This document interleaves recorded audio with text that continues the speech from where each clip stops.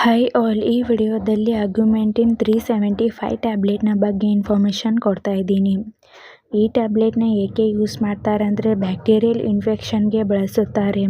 ನಿಮ್ಮ ದೇಹದಲ್ಲಿ ಬರುವಂತಹ lung infection, year infection, urinary tract infection, throat, teeth, joints ಮತ್ತು ಬೋನ್ ಇನ್ಫೆಕ್ಷನ್ಗೆ ಈ ಟ್ಯಾಬ್ಲೆಟ್ನ ಬಳಸುತ್ತಾರೆ.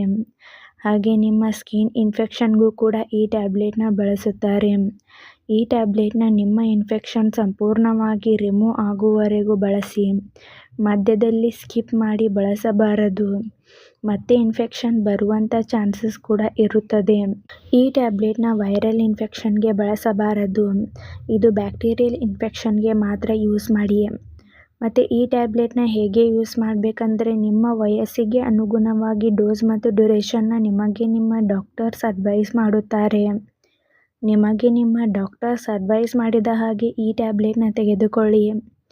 ಅಥವಾ ಡೈಲಿ 2 ಟ್ಯಾಬ್ಲೆಟ್ಸ್ ಮಾರ್ನಿಂಗ್ ಮತ್ತು ನೈಟ್ ಊಟ ಆದ ನಂತರ ತೆಗೆದುಕೊಳ್ಳಿ. ಇಲ್ಲಾಂದರೆ ನಿಮಗೆ ನಿಮ್ಮ ಡಾಕ್ಟರ್ಸ್ ಅಡ್ವೈಸ್ ಮಾಡಿದ ಹಾಗೆ ಈ ಟ್ಯಾಬ್ಲೆಟ್ನ ಯೂಸ್ ಮಾಡಿ. ಈ ಟ್ಯಾಬ್ಲೆಟ್ ಹೇಗೆ ವರ್ಕ್ ಮಾಡುತ್ತೆ ಅಂದರೆ ಇದರಲ್ಲಿ ಅಮಾಕ್ಸಿಸಿಲಿನ್ ಮತ್ತು ಕ್ಯಾಲ್ವಿಯಾನಿಕ್ ಆಸಿಡ್ ಎಂಬ ಮೆಡಿಸಿನ್ಸ್ ಇವೆ. ಅಮಾಕ್ಸಿಸಿಲಿನ್ ಇದು ಒಂದು ಆ್ಯಂಟಿಬಯೋಟಿಕ್ ಮೆಡಿಸಿನ್. ಇದು ಬ್ಯಾಕ್ಟೀರಿಯಾದ ಬೆಳವಣಿಗೆಯನ್ನು ತಡೆಗಟ್ಟಲು ಸಹಾಯ ಮಾಡುತ್ತದೆ. ಕ್ಯಾಲ್ವಿಯಾನಿಕ್ ಆಸಿಡ್ ಇದು ಒಂದು ಬೀಟಾ ಲ್ಯಾಕ್ಟಮೇಸ್ ಇನ್ಹಿಬಿಟರ್.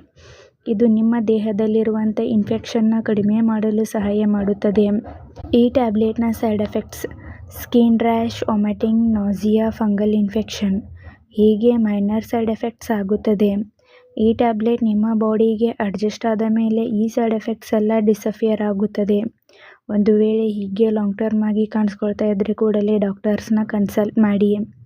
ಈ ಟ್ಯಾಬ್ಲೆಟ್ನ ಸೇಫ್ಟಿ ಅಡ್ವೈಸ್: ಇದರಲ್ಲಿರುವಂಥ ಮೆಡಿಸಿನ್ಸ್ದಿಂದ ನಿಮಗೆ ಅಲರ್ಜಿ ರಿಯಾಕ್ಷನ್ಸ್ ಆಗ್ತಾ ಇದ್ದರೆ ಈ ಟ್ಯಾಬ್ಲೆಟ್ನ ಯೂಸ್ ಮಾಡಬಾರದು. ಮತ್ತು ಅಪ್ಸೆಟ್ ಸ್ಟಮಕ್ದಿಂದ ಈ ಟ್ಯಾಬ್ಲೆಟ್ನ ತೆಗೆದುಕೊಳ್ಳಬೇಡಿ. ಚಿಕ್ಕ ಮಕ್ಕಳಿಗೆ ಯೂಸ್ ಮಾಡುವ ಮೊದಲು ಡಾಕ್ಟರ್ಸ್ನ ಕನ್ಸಲ್ಟ್ ಮಾಡಿ ಈ ಟ್ಯಾಬ್ಲೆಟ್ನ ಯೂಸ್ ಮಾಡಿ. ಮತ್ತು ಈ ಟ್ಯಾಬ್ಲೆಟ್ನ ವೈರಲ್ ಇನ್ಫೆಕ್ಷನ್ಗೆ ಬಳಸಬಾರದು. ಬ್ಯಾಕ್ಟೀರಿಯಲ್ ಇನ್ಫೆಕ್ಷನ್ಗೆ ಮಾತ್ರ ಈ ಟ್ಯಾಬ್ಲೆಟ್ನ ಯೂಸ್ ಮಾಡಿ. ಮತ್ತು ಈ ಟ್ಯಾಬ್ಲೆಟ್ನ ತೆಗೆದುಕೊಳ್ಳುವಂಥವರು ಆಲ್ಕೋಹಾಲ್, ಸ್ಮೋಕಿಂಗ್ನ ಅವಾಯ್ಡ್ ಮಾಡಿ. ಹಾಗೆ liver, kidney, heart related problems ಇದ್ದವರು, ಡಯಾಬಿಟಿಕ್ ಪೇಷಂಟ್ಸ್ ಡಾಕ್ಟರ್ಸ್ನ ಕನ್ಸಲ್ಟ್ ಮಾಡಿ ಈ ಟ್ಯಾಬ್ಲೆಟ್ನ ತೆಗೆದುಕೊಳ್ಳಿ. ಮತ್ತು ಈ ಟ್ಯಾಬ್ಲೆಟ್ನ ತೆಗೆದುಕೊಳ್ಳುವಂಥ ಸಮಯದಲ್ಲಿ ಆ್ಯಂಟಾಸಿಡ್ ಟ್ಯಾಬ್ಲೆಟ್ನ ತೆಗೆದುಕೊಳ್ಳಬಾರದು. ಹಾಗೆ ಈ ಟ್ಯಾಬ್ಲೆಟ್ ಪ್ರೆಗ್ನೆನ್ಸಿ ಪ್ಲ್ಯಾನಿಂಗ್ ಮತ್ತು ಬ್ರೀಸ್ಟ್ ಫೀಡಿಂಗ್ ವುಮೆನ್ಸ್ಗೆ ಸೇಫ್ ಆಗಿರುವುದರಿಂದ ಡಾಕ್ಟರ್ಸ್ ಅಡ್ವೈಸ್ ಮಾಡಿದರೆ ಮಾತ್ರ ಯೂಸ್ ಮಾಡಿ. ಮತ್ತು ನೀವೇ ಸೆಲ್ಫ್ ಮೆಡಿಕೇಷನ್ ಆಗಿ ಹಾಗೂ ಲಾಂಗ್ ಟರ್ಮ್ ಆಗಿ ಈ ಟ್ಯಾಬ್ಲೆಟ್ನ ಬಳಸಬಾರದು. ಮತ್ತು ಯಾವುದೇ ಮೆಡಿಸಿನ್ ತೆಗೆದುಕೊಳ್ಳುವ ಮೊದಲು ಡಾಕ್ಟರ್ಸ್ನ ಕನ್ಸಲ್ಟ್ ಮಾಡಿ. ಈ ವಿಡಿಯೋ ನಿಮಗೆ ಇಷ್ಟ ಆಗಿದ್ದರೆ ಲೈಕ್ ಮಾಡಿ, ಕಮೆಂಟ್ ಮಾಡಿ, ಶೇರ್ ಮಾಡಿ. Thank you.